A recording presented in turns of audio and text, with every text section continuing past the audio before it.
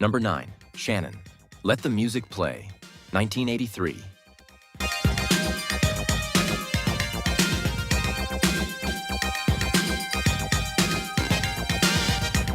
This song invented a genre, and most people don't even know it.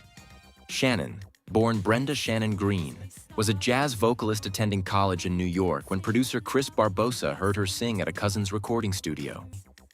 And what happened next changed dance music forever. That combination produced a sound so distinct, so new, that the industry literally named it after her. They called it the Shannon sound.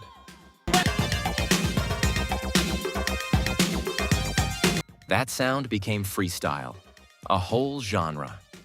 Artists like Lisa Lisa and Cult Jam, Expose, and dozens more built entire careers on the foundation Shannon laid. Nothing else broke through. In 1987, she asked to be released from her contract.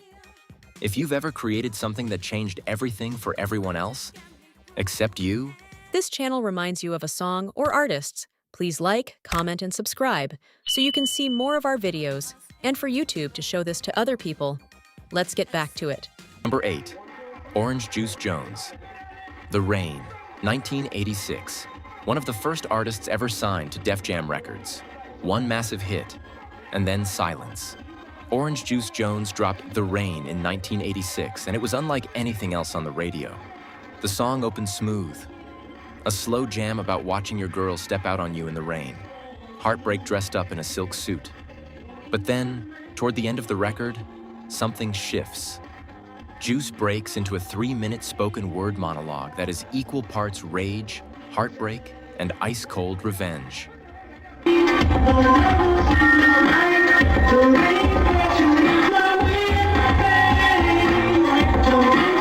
I followed you today. Close your mouth. 'Cause you cold busted. The song climbed to number 9 on the Billboard Hot 100 and hit number 1 on the R&B chart for 2 weeks. More importantly, it was the very first number 1 R&B hit in Def Jam history, a label that would go on to define hip-hop for decades. VH1 later ranked Juice at number 63 on their list of the greatest one-hit wonders of the 80s. But after The Rain, he never landed another Hot 100 hit. Not a single one. His career quietly ended after 3 albums that didn't chart. He retired in 1997, turned to blogging, and became a music composer.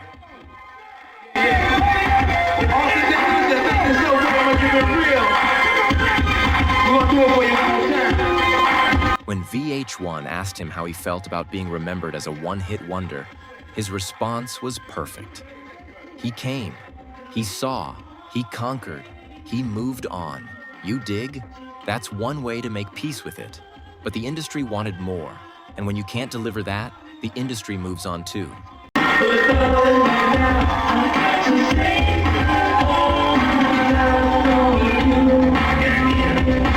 Number 7. The SOS Band. Take Your Time, Do It Right, 1980.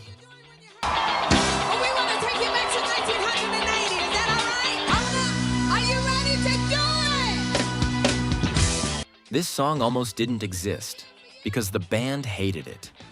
The SOS Band, Sounds of Success, was an Atlanta funk group signed to Taboo Records.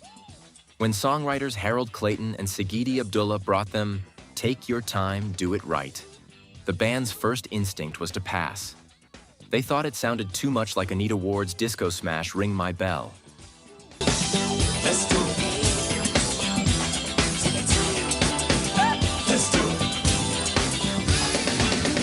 And in 1980, disco was dead. Or so everyone thought. But Sigidi had a deal with the label head. Bring them a hit, and he'd get to produce the band. So they recorded it, released it, and watched it explode. Take Your Time, Do It Right went to number 3 on the Billboard Hot 100 and sat at number 1 on the R&B chart for 5 weeks. It topped the dance chart and went platinum. 2 million copies sold. The album went gold. The SOS Band became stars, and then they never had another top 40 pop hit.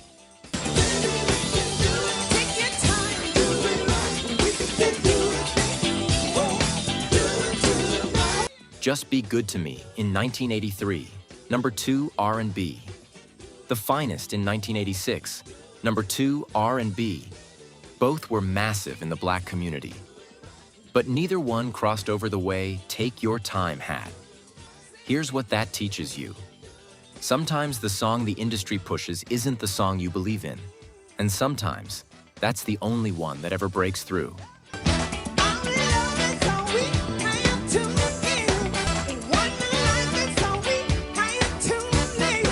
Number 6, Rockwell. Somebody's Watching Me, 1984.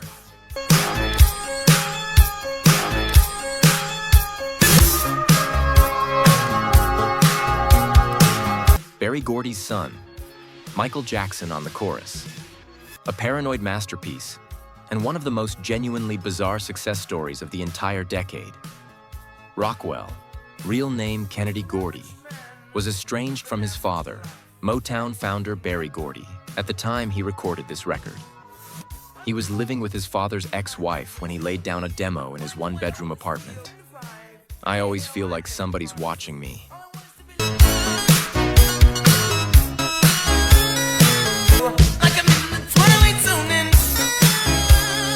When Berry finally heard it, something in the backing vocals caught his ear, because it was Michael Jackson. Kennedy had walked over to the Jackson family home and personally asked Michael to sing the chorus. Michael agreed. So did Jermaine, and neither of them asked for a single credit. They respected Kennedy's wish to make it on his own. The song went to number 2 on the Billboard Hot 100 and number 1 on the R&B chart for 5 weeks. It was one of the biggest hits of 1984, certified gold, and for the first time in his life, Kennedy had his father's approval. People call me on the phone, I'm trying to avoid, because I might open my eyes and find someone standing there. But here's the cruel part. Rockwell's only other charting single, Obscene Phone Caller, peaked at number 35. Everything after that disappeared completely. Kennedy later said he prayed before recording Somebody's Watching Me. He made a promise. If it worked, he would tell everyone about the miracle. It worked once, and that had to be enough.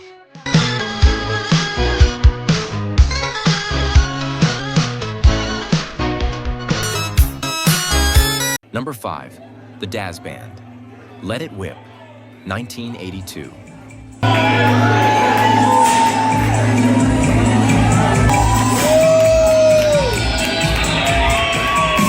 A Grammy Award, a number 1 R&B hit, a crossover smash, and then the climb stopped.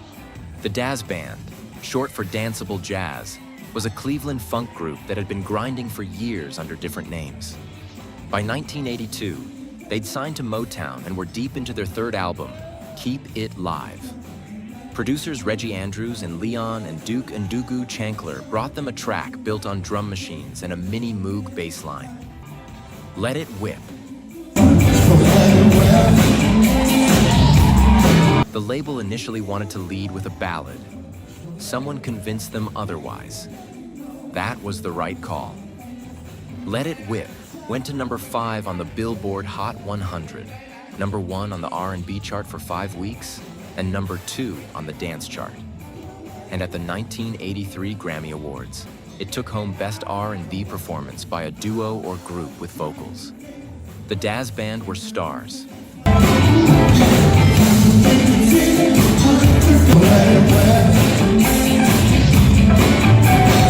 Their follow-up, Joystick, peaked at number 61 on the pop chart. Let It All Blow reached number 84. Both were R&B hits, but neither came close to what Let It Whip had been. Here's the lesson in that. When you win a Grammy for your breakthrough single, the world expects you to do it again. And when you can't, that Grammy starts to feel less like an award and more like a monument to what you almost were. Number 4, The Floaters. Float On, 1977. And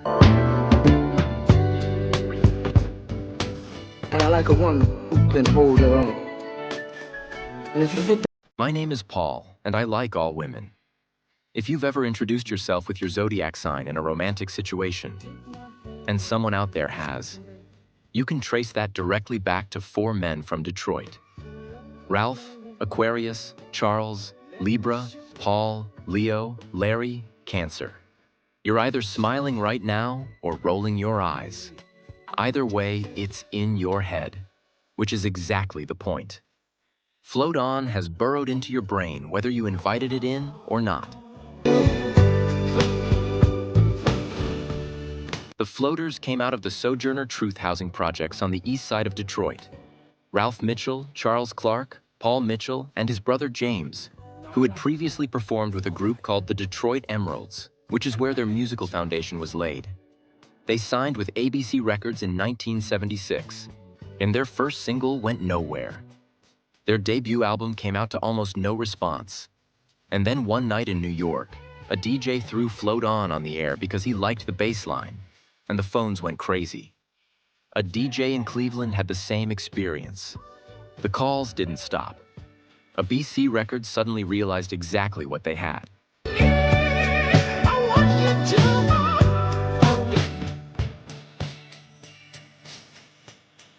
Float On went to #1 on the R&B chart for 6 weeks, hit #2 on the pop chart, went #1 in the United Kingdom, sat in the Hot 100 for 16 weeks through the summer of 1977. This song was inescapable. Every station, every party, every car with the windows down. And then 1978 arrived. ABC Records was sold to MCA, new ownership, new priorities, new ears that had no interest in a group the old regime had signed. The Floaters' second album, Magic, got swallowed in the transition and disappeared. On the third album followed it into oblivion. Internal tensions pulled the group apart by 1980.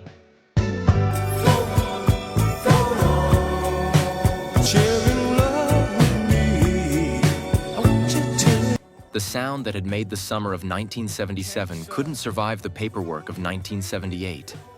2 of those 4 men are gone now. Larry Cunningham passed in January 2019. Paul Mitchell in December 2021. But somewhere in the summer of 1977, at somebody's block party, in somebody's basement, in somebody's car with the windows down, Float On is playing right now and always will be. And in that sound, 4 guys from the east side of Detroit are doing exactly what the song says, just floating. Let me take you in your love with Larry. Listen. #3, Rebby Jackson. Centipede, 1984.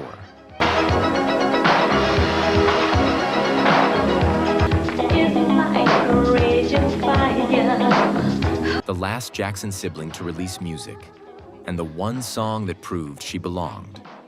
By 1984, Rebby Jackson had watched every one of her siblings build music careers. Michael had Thriller. Janet was on the verge of superstardom. But Rebby waited. She raised her children first, made sure her family was grounded.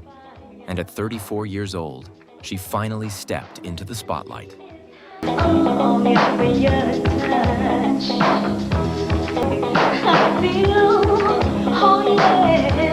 Michael wrote and produced Centipede. He sang backing vocals. So did the Weather Girls.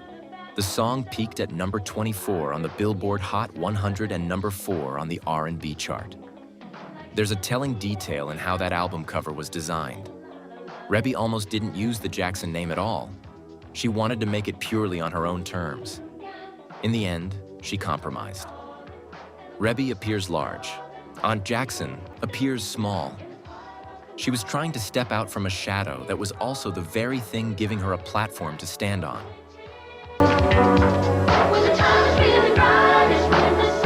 Her follow-up, A Fork in the Road, only reached #40 on the R&B chart. Everything after that barely registered. If you're the oldest sibling in the most famous musical family in the world, and you only get one moment in the spotlight, that moment has to carry a lot of weight. For a long time. #2, Gregory Abbott. Shake You Down, 1986. Across the floor now, baby. Number 1 on the Billboard Hot 100. Number 1 on the R&B chart. Billboard's third biggest song of all of 1987. And Gregory Abbott's only major pop hit. Abbott was an English professor at UC Berkeley when he recorded Shake You Down. He wrote it, he produced it, he sang it. The phrase came from something he felt described the way a man feels when he sees a woman who stops him in his tracks. He tested it out on a friend. She liked it. So he built a song around it. I'm gonna love you.